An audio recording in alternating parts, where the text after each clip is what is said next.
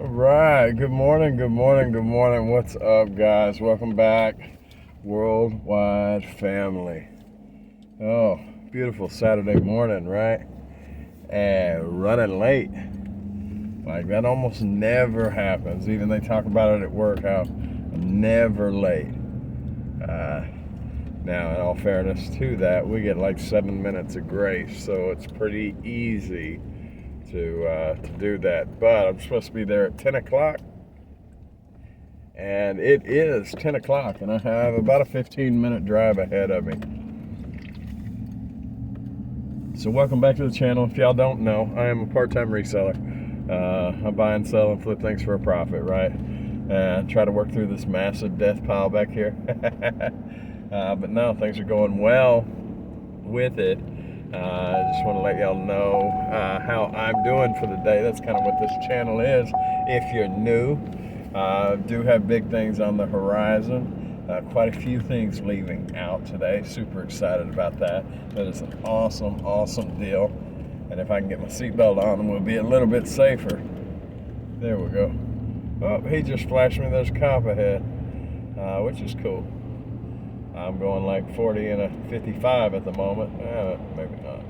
Anyway, quite a few packages leaving out. Super excited about that. Matter of fact, in part is the reason I am late today. Today is Saturday. UPS doesn't run on Saturday. However, I got a UPS package when I woke up, and I wasn't thinking. I said, man, I got to get this out. So I'm pushing on that. Meanwhile, I had let out the dogs. Well, the dogs decided to sneak out of the fence, and off they went. So it's actually more their fault than the package, because the package finished on time. Flustered with the dogs and everything else, I couldn't remember where I left my keys. So disorganized morning so far. But that's okay. Those things happen. It's once in a blue moon. It's the exception, not the rule. We'll get there when we get there, and that's just the way it is, right? Kind of a carefree mindset because of the devotion that I give to the job on a day in and day out basis, right? And in the end, that's what PTO's for. Now that guy warned me there's a cop, I need to slow down as I pass him. He's always in this one spot up here. Yeah, luckily he doesn't get too creative. But I did manage to get a few things into inventory yesterday, not a whole lot. Matter of fact, by the time I got home, did a little bit with shopping, quick shopping. Only turned up a pair of shorts, but I had to get a pizza and whatnot. Anyway, I did 2 stores just to check, make sure, because you never know, right? And then by the time I got home, did a little time with the family, a little time with the dogs. Got the packages, and before I knew it, it was time to go to bed. So I got like 3 or 4 things in. Now is not the time of year necessarily to grow the store. Definitely try, but ultimately a lot of it's order fulfillment. About, 10 packages or so going out, which is cool. I'm not as efficient at pulling and fulfilling as I could be. I've talked about things like drawers that would speed me up, I think, drastically. But shipping day in and day out is something that needs to become more efficient, and I am OCD with it. I think some of that I need to pull off. But I did notice on days where I had 25 packages leaving out that I was able to cut some corners, and it didn't hurt anything. I didn't get any negative. I don't mean like actual negative feedback, but I didn't get any negative feedback from it. So maybe cutting those corners is possible. But it's hard to do when I have the time available. I want things to be perfect. I did get a message today from one of the marketplaces saying I sent the wrong baseball bat when I know I didn't. So I told them, I told the marketplace, for one, I'm not sending a replacement because the customer's going to get exactly what they got the first time. But in all fairness to the customer, I reached out to the customer and said, hey, if you didn't receive the bat, what did you receive? Because I haven't had anybody else say anything. And normally if you go wrong once, you go wrong twice because you got something switched.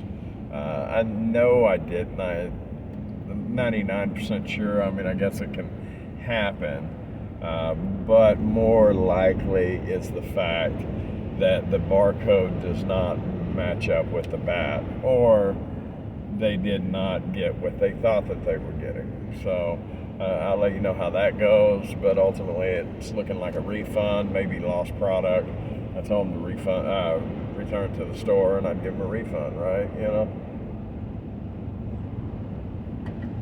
just bring it back to me, that's all, and I'll give you your money back. So at any rate, I pay for shipping both ways, so they can ship it right back to me.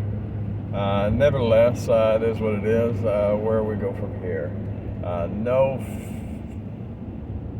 development so far on the house. I am, in all honesty, very nervous about doing that. I need to make approximately $40 to $50 a day in profit to support the new house. However, and I do day in and day out, but a lot's riding on that. You know, I've got to put in between 10 and 20% down. The house is no cost a lot, and this isn't the greatest house, but that's still $15,000 to $30,000 of mine. It's just kind of out in the wind, so it does make me nervous. But I will get with the finance guy on Monday and see where we stand.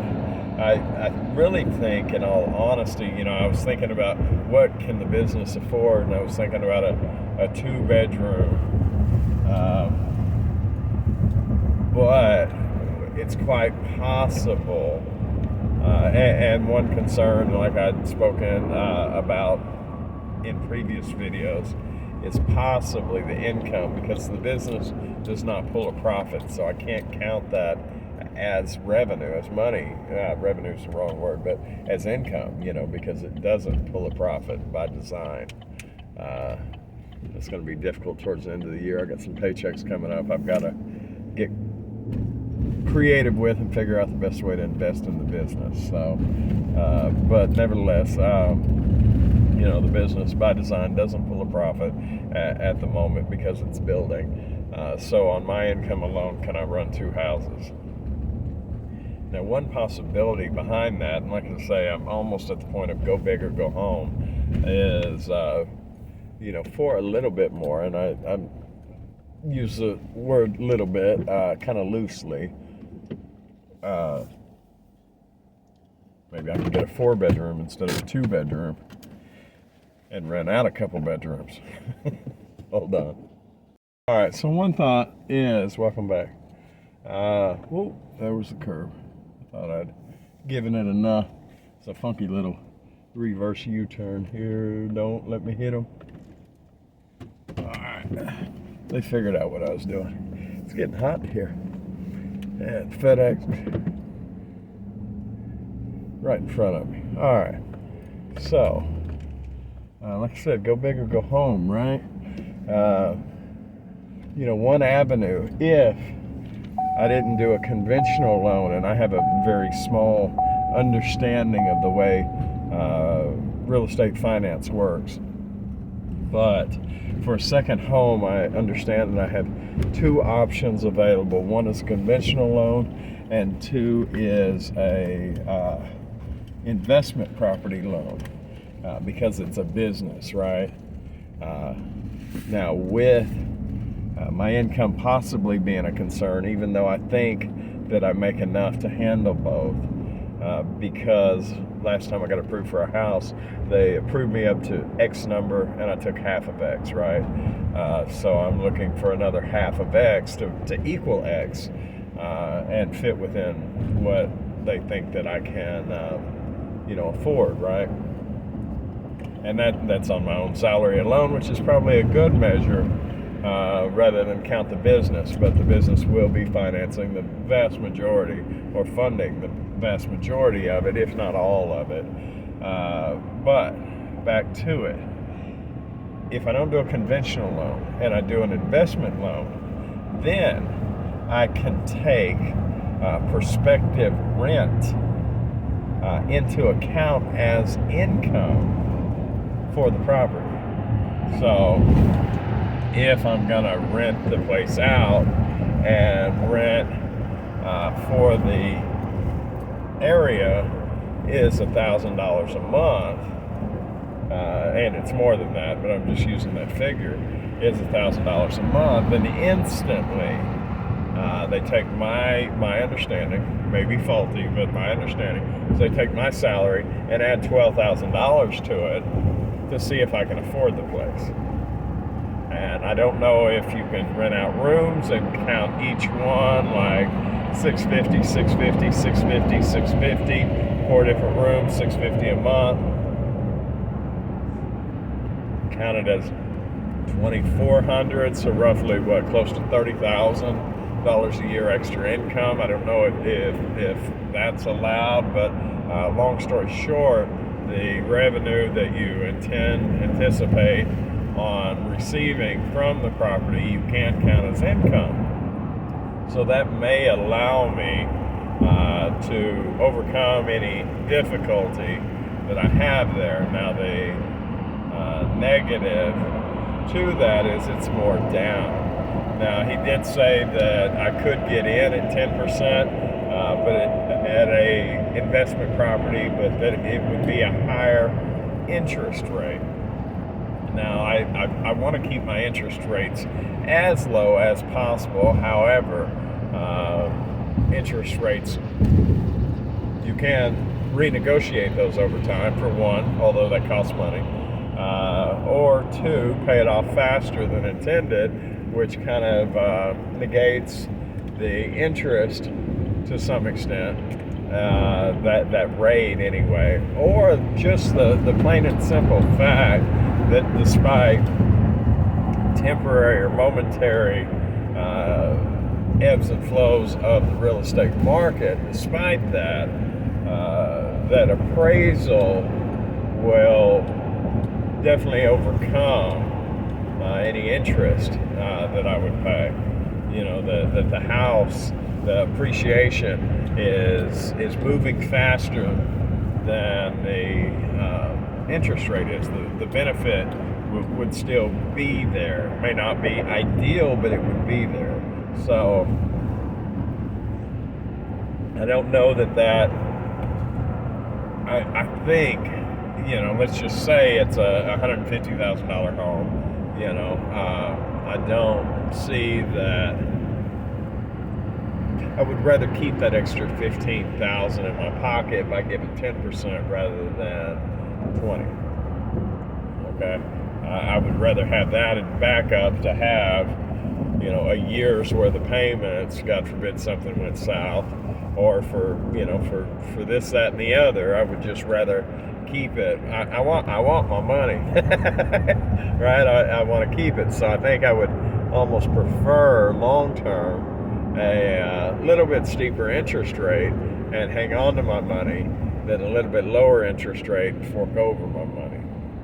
Now, if I was able to successfully, say it's got a living room and a den, close off the den, close off one bedroom, still allow the community house to have their living room and their bathrooms and their bedrooms, and allow me the space to grow into the den and a bedroom. Right now I'd take up a full bedroom, or the better part of a den, but having the bedroom would be extra. So allow me to grow into that and still have 3 roommates paying $500 to $650 a month. I think going rates right around $650 a month down here. So with mortgage being about, on a $150,000 home, about $1,500, give or take $1,300 a month, including all the all the stuff, right? So $1,500 a month. If I have 3 people paying $600 a month, or even call it $500. The mortgage is taken care of, and I have the space. Right now, there's not headaches. There are things that come up with having renters, especially in this day and age. However, by having a community, a commune of sorts, in one house, they are able to greatly alter the dynamic between landlord and tenant in a positive way. It can go negative, but most things are positive. And despite having issues with maybe one at a time, I think it could be a good thing. So rather than go small, maybe go big or go home is more the appropriate. I don't think mantra is the right word, but philosophy. A little stomach medicine, right? The body's not perfect. But at any rate, hey, y'all are looking at me. Y'all know the body's not perfect. Y'all can see. Nah, I ain't doing so bad. But anyway, so we'll find out Monday, and I'll let you know how it goes. Nobody's hit that giveaway yet, so y'all do that. If you don't know, ask me what I'm talking about. What's that crazy dude talking about? So put some comments in the comment section. Say what's up. Let me know you're watching. I do see the views going up, and I appreciate that. It's not why I do it, but it's a cool byproduct of it. So I do appreciate it. Y'all have a wonderful day, and I'll see you tomorrow. All right.